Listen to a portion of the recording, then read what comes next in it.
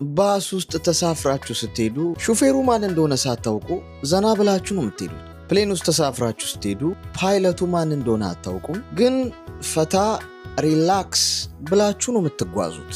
በመርከብ ስትጓዙ ካፕቴኑ ማን እንደሆነ አታውቁም፣ ግን ፈታ ዘና ብላችሁ ነው የምትጓዙት። ስለዚህ በሕይወታችሁ ውስጥ ፈጣሪ እንዳለ እያወቃችሁ ለምንድን ነው ሪላክስ አርጋችሁ ማትኖሩት? የምትጨነቁት፣ የምትጠበቡት? ተጨንቃችሁ ከፀጉራችሁ ላይ ኢንች አትጨምሩም፣ ኢንች አትቀንሱም። ምንም የምትቀይሩት ነገር የለም። በባስም በመርከብም በፕሌንም ስትሄዱ ማን እንደሚያንቀሳቅሰው አታውቁም፣ ግን አምናችሁ ነው የምትጓዙት። በሕይወት ውስጥ ከባስም ከፕሌንም ከመኪናም ሹፌር በላይ ዓለምን እጁ ላይ ያደረገ ፈጣሪ እንዳለ እያወቃችሁ እያመናችሁ ፈታ ብላችሁና ሪላክስ አድርጋችሁ አይደለም የምትኖሩት። ከዛሬ ጀምሮ በምንም ጉዳይ እንዳትጨናነቅ። ሐሳብህንና ጭንቀትህን ሁሉ ለፈጣሪ አሳልፈ ስጠው። ለሱ የሚሳነው ምንም ነገር የለም። ካንተ የሚጠበቀው አጠገብህ እንዳለ ሁሉንም ማድረግ እንደሚችል